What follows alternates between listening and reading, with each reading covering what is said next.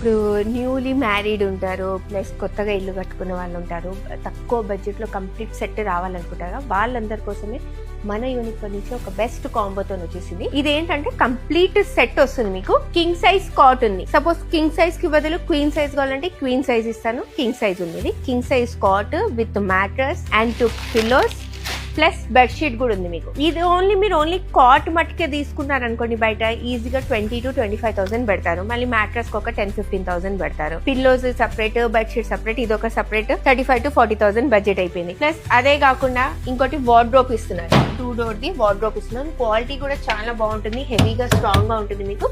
క్వాలిటీలో మీకు ఏమాత్రం ప్లస్ లాకర్ తో పాటు ఉంది.